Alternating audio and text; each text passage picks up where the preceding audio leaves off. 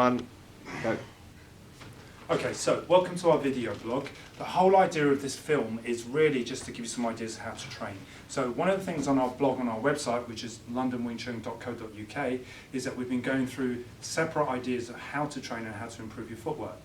One of those articles in particular has been looking at Bumar, arrow walk step, and actually how to do it. So what I'm going to do very, very quickly is I'm going to introduce just some basic ideas, some concepts, some theories behind it, and then we're just going to look at two practical ways of training arrow walk and what you should be doing when you're alone at home or obviously here in the gym. So the first one is always the basic stance, because that's where your footwork starts, with the basic stance. So how do you form that? Well, as we teach in the class, feet together should be touching fairly close, okay? Could be ideally. Bend your knees, turn your toes out, push your heels out. From here, tuck your hips forward. And the most important thing, especially if you're going to try and train and improve your footwork, is try to make sure you've got the correct distance between your feet.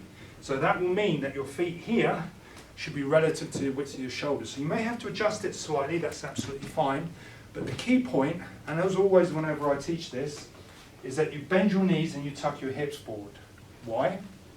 Because if you push your hips forward, what it does is it pushes your head back and allows you to ground yourself. So when training and practicing on your own, try to check in the mirror. Make sure when you look in the mirror that you're actually bending your knees, you're tucking your hips forward, and you're not actually leaning in such a fashion like so. That's quite dangerous because what it does is it brings your head forward, it breaks the structure of the body. So from here, a good drill, what you should practice, and this is something that we always look at, is a triangulation of your feet. Try to make sure that your feet are turned in slightly. Okay, they don't necessarily need to be straight, as in a straight line here, just slightly turned in, the knees turned in slightly, and the hips are forward. So the first thing we're going to look at is weight distribution. When you actually turn in Wing Chun, you turn first of all on the ball of your foot. And again, this is covered in the blog, so refer to the blog while you're watching this video and vice versa. As you turn, what it does is it creates a triangulation with this back leg. And that's essentially what we're looking at. So when you're training and practicing at home, this back leg should be at an angle. And this is the reason why we have this pigeon-toed stance.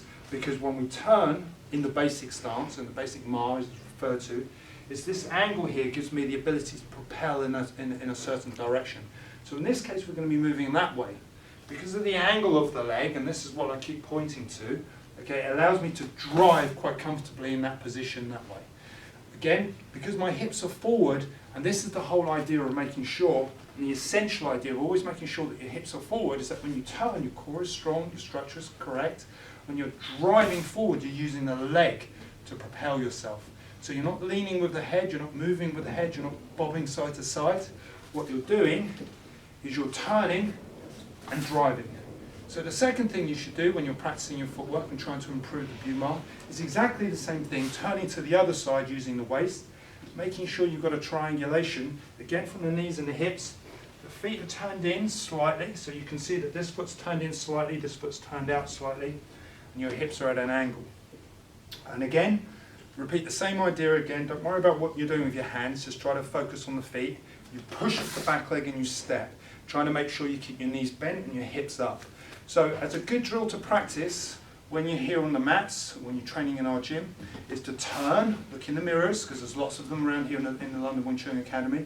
You drive, you turn, you drive, you turn, and you drive. So a couple of other things that you want to think about when you're doing your own self-training is what you're doing with your feet. Generally with your feet, when you're moving, you don't want to, there's an idea behind lifting your heel up and keeping your heel down. Okay, we're going to discuss that in terms of single steps and multiple steps. But when you're doing one step, keep your heel down and drive off the leg. And that will allow you to root to the ground, turn, and then drive to the other side. Okay, that's the first thing. Once you've got that idea, and you've been training that for a little while, and I would generally say practice that for a good 5-10 minutes, so you get the rooting, the bending of the knees, you get the muscle memory for keeping your hips forward and your knees bent, okay?